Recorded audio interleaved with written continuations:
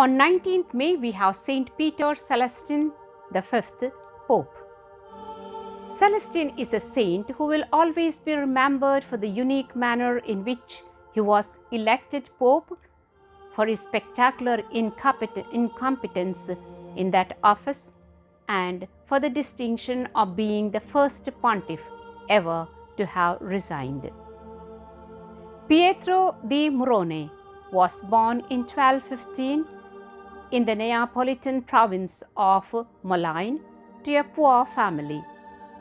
He became a Benedictine monk at the age of 17 and was eventually ordained priest at Rome. His love of solitude led him first into the wilderness. He was strongly influenced by the life of John the Baptist and took him as his model in his religious life.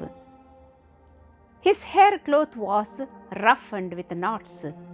He wore a chain of iron encompassing his emaciated frame, and he fasted every day except on a Sunday. Each year he kept 4 Lents, passing 3 of them on bread and water only, and he consecrated the entire day and a great part of the night to prayer and labor.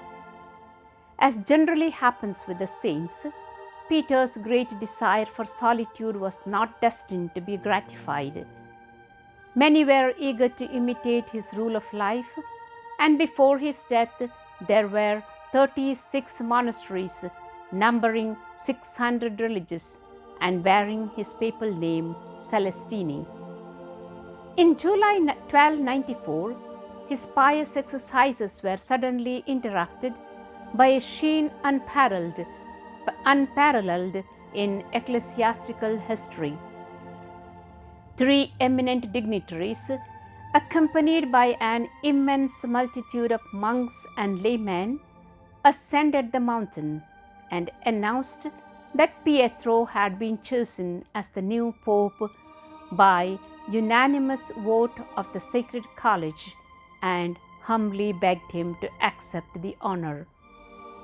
Pietro received the news of his elevation with tears, but after a brief prayer obeyed what seemed the clear voice of God, commanding him to sacrifice his personal inclination on the altar of the public welfare.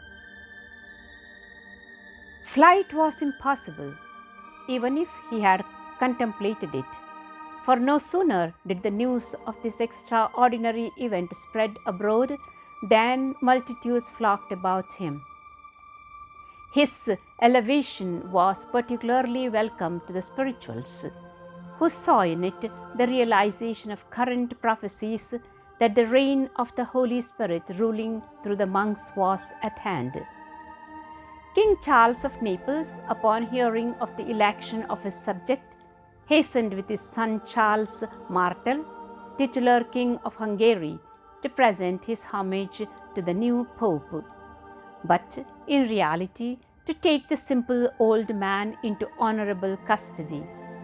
Had Charles known how to preserve moderation in exploiting his good luck, this windfall might have brought him incalculable benefits. As it was, he ruined everything by his excessive greed. In reply to the request of the cardinals that he should come to Perugia to be crowned, Pietro, at the instigation of Charles, summoned the Sacred College to meet him at Aquila, a frontier town of the Kingdom of Naples. Reluctantly they came, and one by one, Gaetani being the last to appear. Seated humbly on a simple donkey, the rope held by 2 monarchs, the new pontiff proceeded to Aquila, and although only 3 of the cardinals had arrived, the king ordered him to be crowned. Pietro took the name of Celestine V. As one of his first acts of pope, being urged by the cardinals to cross over into the states of the church, Celestine, at the behest of the king, ordered the entire curia to repair to Naples. He created 13 new cardinals and refusing no one, proceeded to grant beneficiaries to all, sometimes in his innocence, even to several rival claimants simultaneously. In no time, the affairs of the Curia were utter confusion. After a 5-month reign, Peter issued an edict declaring the Pope's right to resign, and then on 13th December freely resigned, saying, "Because of my lowliness, my desire for a more perfect life, my advanced age and infirmities, and my ignorance and inexperience in world affairs."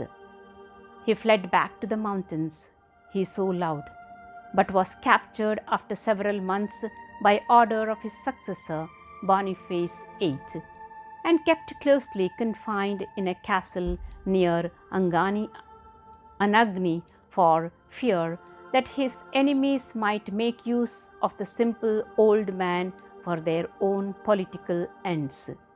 He died in 1296 and was canonized in 133.